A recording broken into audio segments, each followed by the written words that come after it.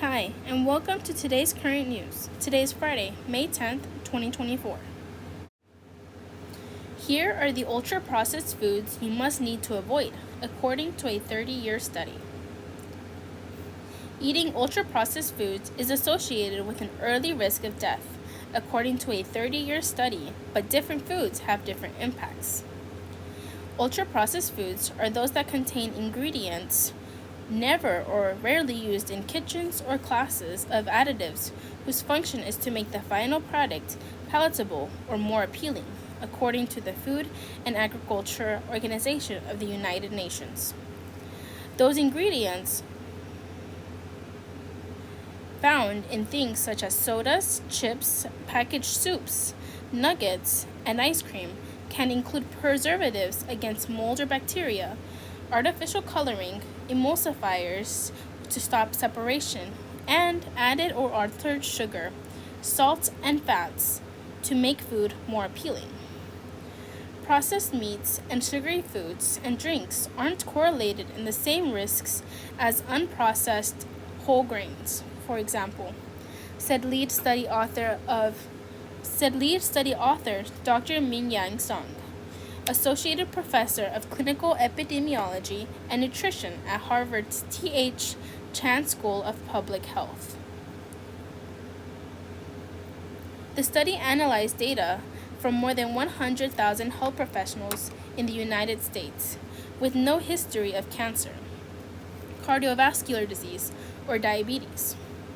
From 1986 to 2018, the participants provided information on their health and lifestyle habits every 2 years. Every 4 years, they completed a detailed food questionnaire. The group eating the least ultra-processed foods ate about 3 servings a day on average, while the highest averaged 7 servings a day, according to the study published Wednesday in the BMJ Journal. Those who ate had a 4% higher risk of death by any cause, including a 9% increased risk of neurodegenerative deaths, the data showed. Meats are shown to have a bigger impact on risk of death than any other kinds of ultra-processed foods, according to a new study. Song described the correlation as moderate, noting that the connection was not equally strong among all kinds of ultra-processed foods. The positive association is mainly driven by a few subgroups, including processed meat and sugar-sweetened or artificially sweetened beverages, he said. Findings in this study were consistent with hundreds of others in the field, but what makes this one unique is its parsing out of different subgroups within the ultra-processed food category, said Dr. Marion Nessel, the Paul A. Goddard Professor Emerita of Nutrition, Food Studies, and Public Health at New York University. Do we need to get rid of all ultra-processed foods? Song wouldn't necessarily advise a complete rejection of all ultra-processed foods, because it is a diverse category, he said. Cereals, whole grain breads, for example, they're all considered ultra-processed food, but they contain various beneficial nutrients like fiber, vitamins, and minerals, he said. On the other hand, I do think people should try to avoid or limit the consumption of certain ultra-processed foods, such as processed meat, sugar-sweetened beverages, and also potentially artificial sweetened beverages. There are also more questions that need to be answered when it comes to ultra-processed foods. First, the recent study is strong because the length of time covered, but it is an observational study.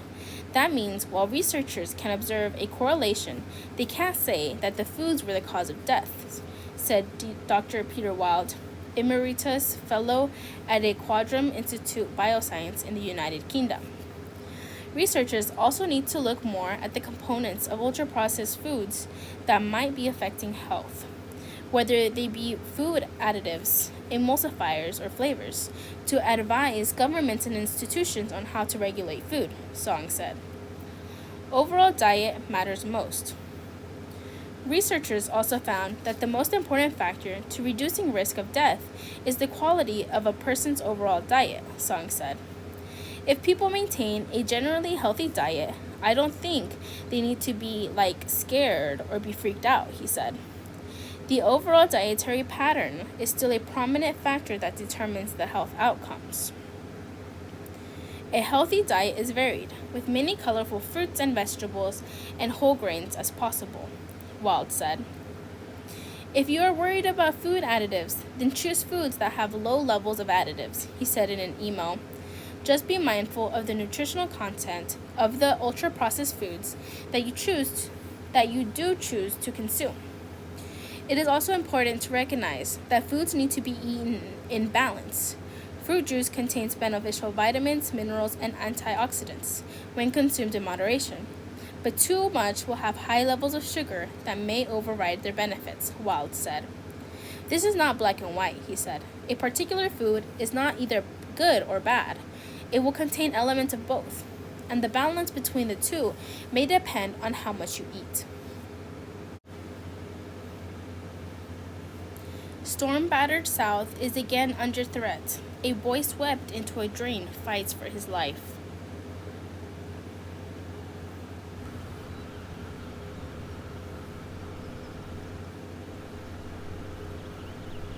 We were home. Just gotten home. My wife was home cooking dinner. We didn't have much warning. Once we knew that it was happening and we saw what was coming, I knew that it wasn't right. We got downstairs, and that's all we could do. Could you see it, anything from here? You could see it coming across the hill, but you couldn't tell what it was. But you could definitely hear it, and you could feel it. Did it feel like a pressure or like Oh, you could feel the rumble. You could actually feel it coming. I can't explain it. It was like 10 trains going down the road at one time. I mean, the force was so strong coming through our basement that it blew the doors out going to the back of the house from what was coming through the house and the upstairs.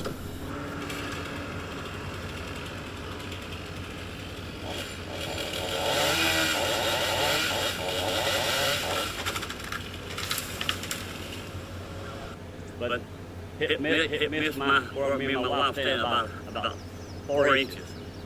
It went around, and it prays to pray. I just got done praying, Lord, please don't let nobody get hurt.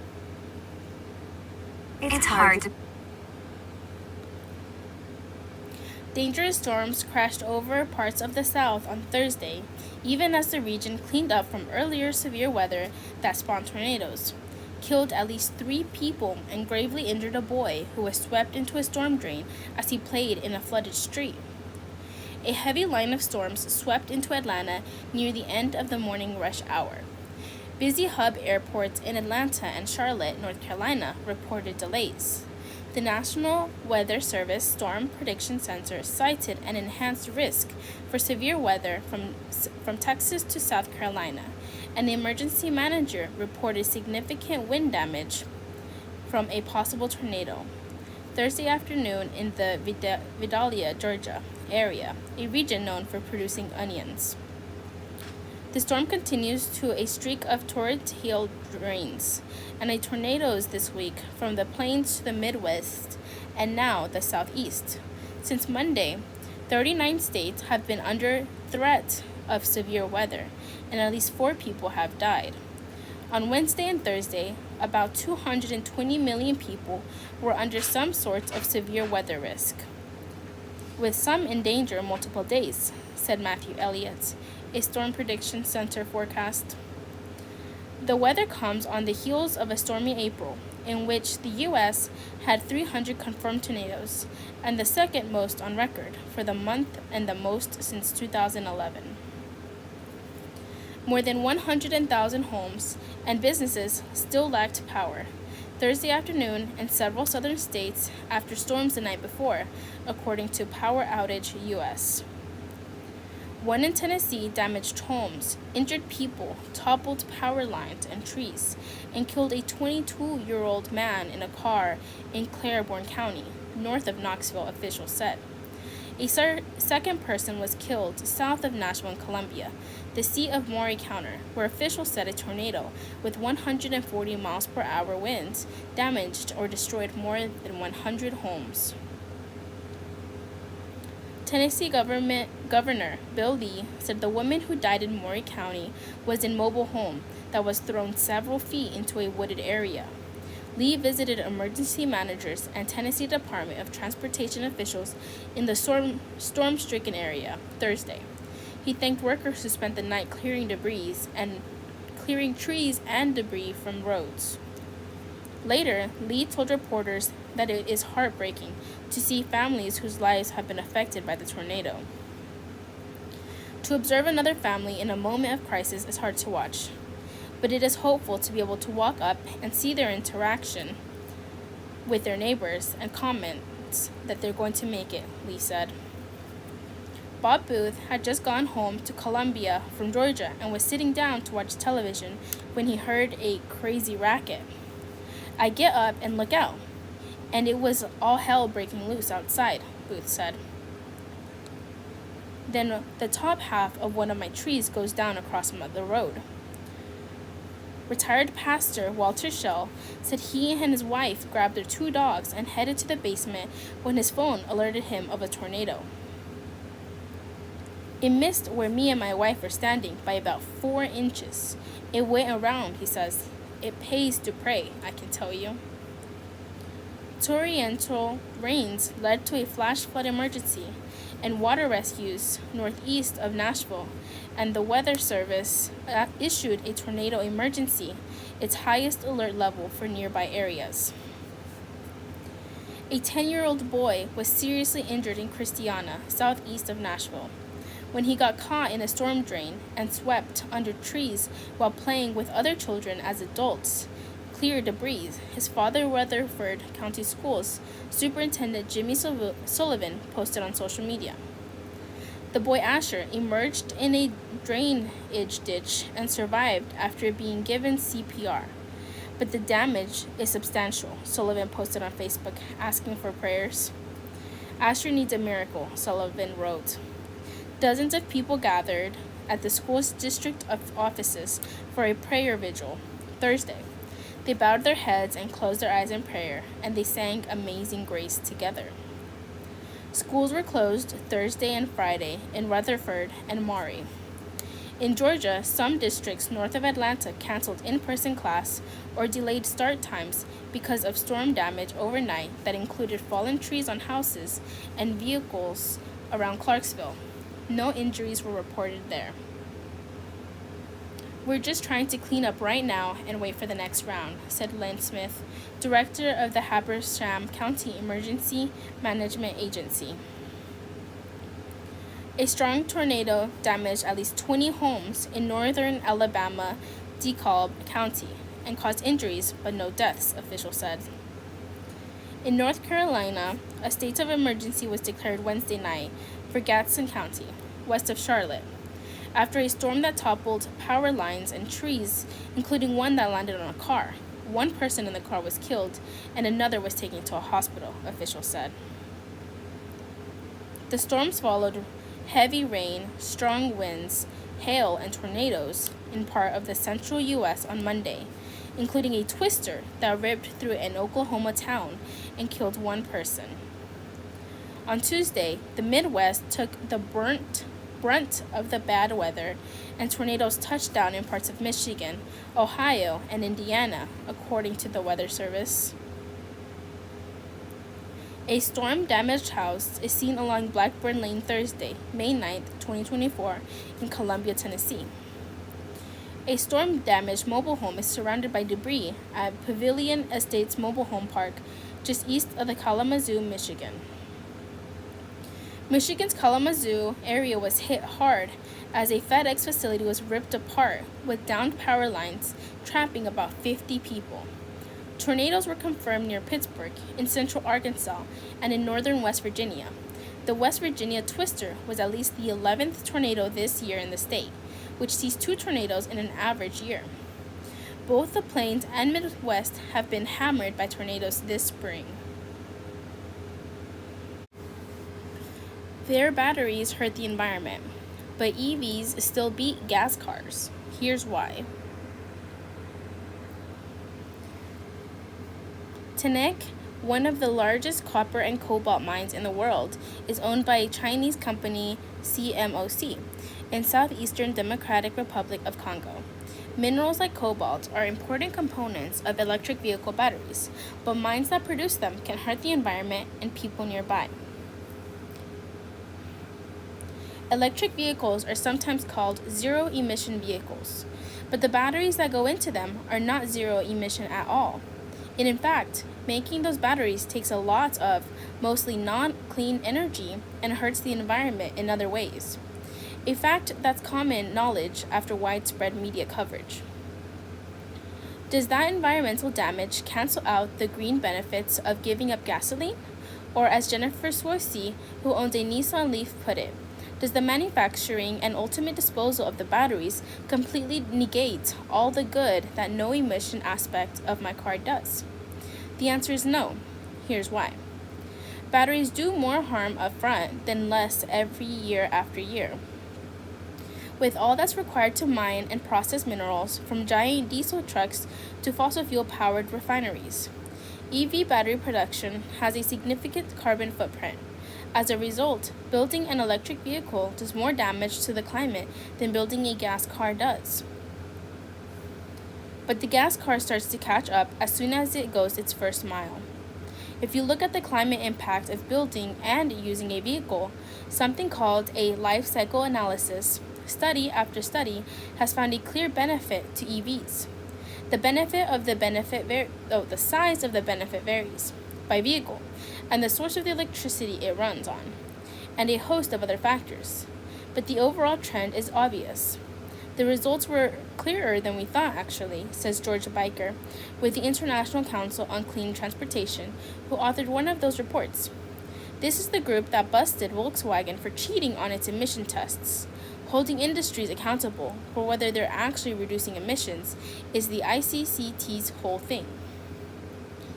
Building a battery is an environmental cost that's paid once. Burning gasoline is a cost that's paid again and again and again. Gasoline's environmental cost is ongoing. Several listeners asked NPR about the negative impacts of mines. Beyond carbon emissions, there are several.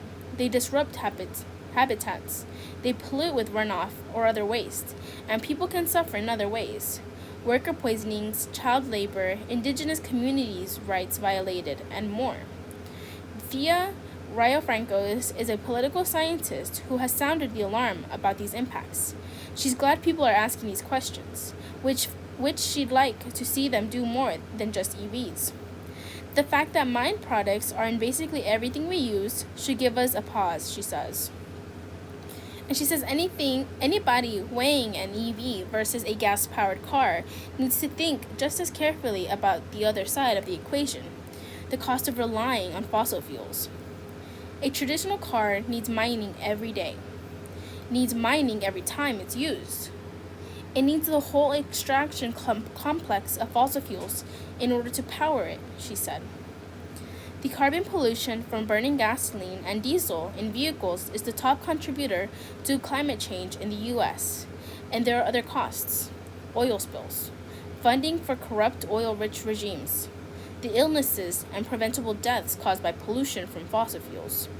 Add it up, she says, and you're concerned about all the harms from mining, you'll still want to choose an EV over a comparable gas car. New technology and better practices can reduce EVs' footprint. There are several ways that manufacturing EVs could become cleaner. Public pressure and a shift toward mining in regions with stronger regulations, like the US, instead of China, could reduce the harms done in mines. New technology, like a mining method called direct lithium extraction, could produce minerals with much smaller footprints. Batteries are also changing.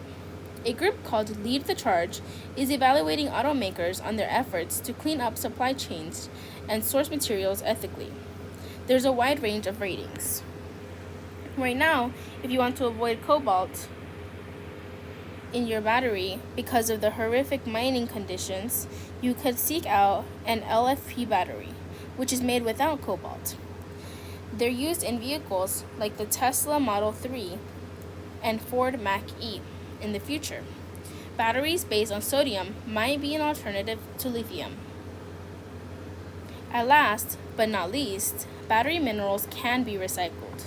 This won't meaningfully reduce the need for mining until huge numbers of EVs on the road have reached the end of their lifespan.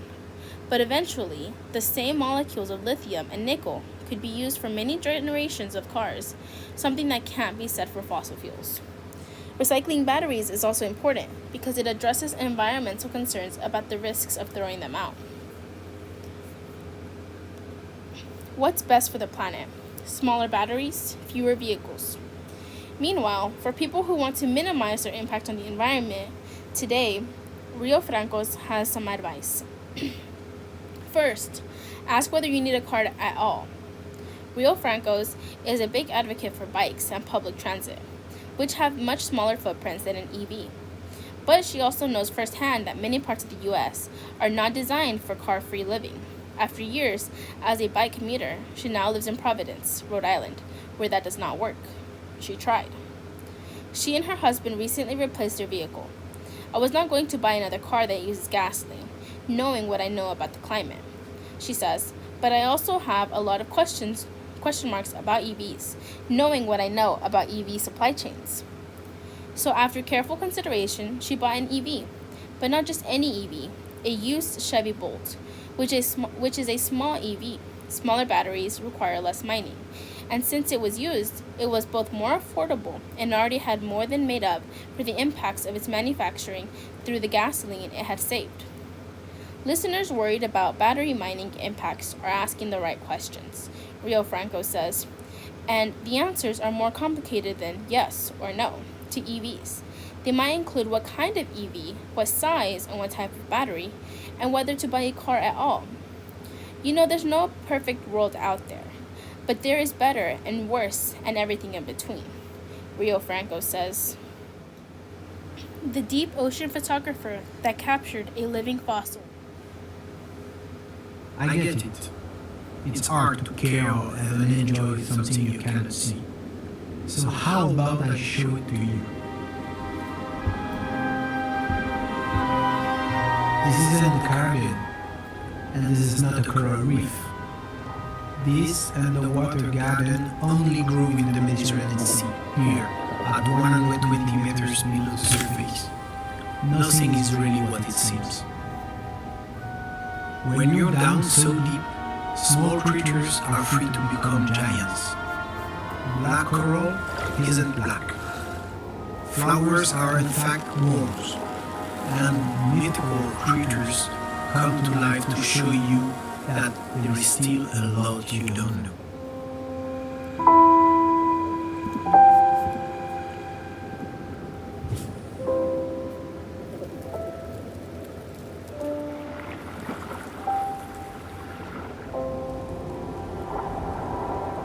For 30 years, I've dived in a lot of places in the world and mostly in the Mediterranean Sea. I've seen things that not even my wildest imagination could begin to picture. And in all of those years, I've learned this one thing. Deep down, away from the harmful touch of humans, a whole new planet exists. I call it the Mediterranean planet.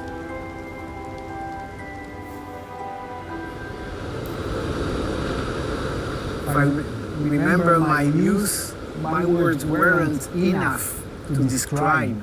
I saw in the eyes of my parents or friends that really, that's really what you see in the water.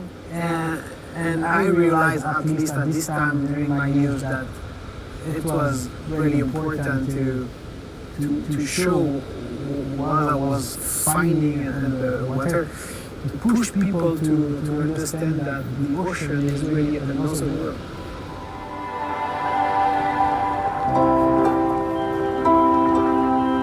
But the biggest challenge for deep dive, of course, is the decompression.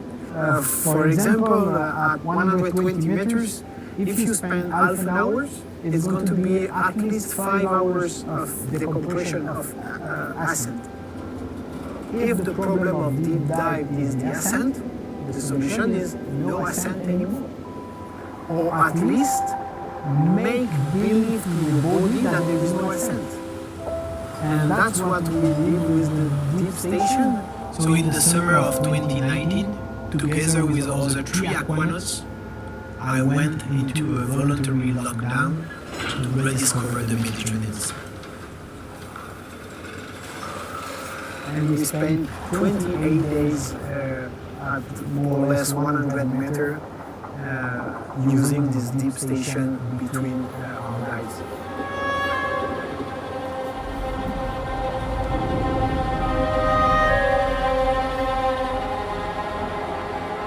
Et cette station spatiale nous offre des perspectives d'exploration très importantes pour aller étudier cet écosystème très particulier qui est le coralligène et qui ne vit que dans cette zone très profonde.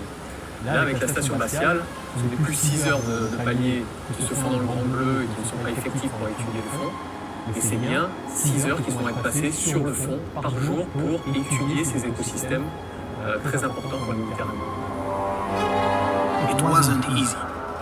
We lived in a constant struggle against the extremes. The unbearable heat inside the diving bell against the freezing temperature of the deep sea.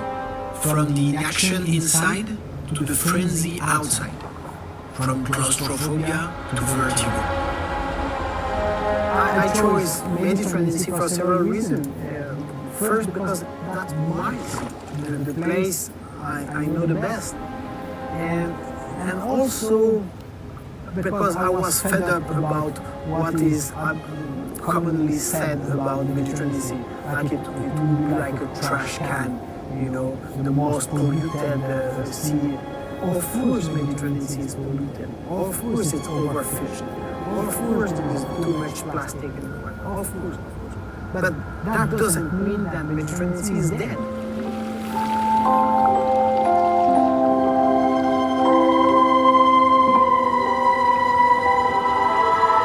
For the creatures of the deep, the existence of the sun is at best a possibility, and the fury of storms barely a rule. They remain oblivious to our world and invisible to our imagination. Like this copper-colored code, it's not like they're rare, they are just unreachable. The same as this parrot sea perch or these squids, whom we capture just as they were mating. Here, away from indiscreet eyes, life becomes playful, joyful, and colorful again. Ces écosystèmes sont importants parce qu'ils sont à la limite de la luminosité, donc à la limite de la vie qui est présente sous l'eau. Et c'est aussi toute la difficulté de pouvoir aller étudier. Ce sont des écosystèmes très profonds, où la diversité est présente mais très discrète, très rare. Et toute modification des changements globaux, tels qu'on le voit avec l'augmentation de la température de manière générale, auront un effet sur ces populations.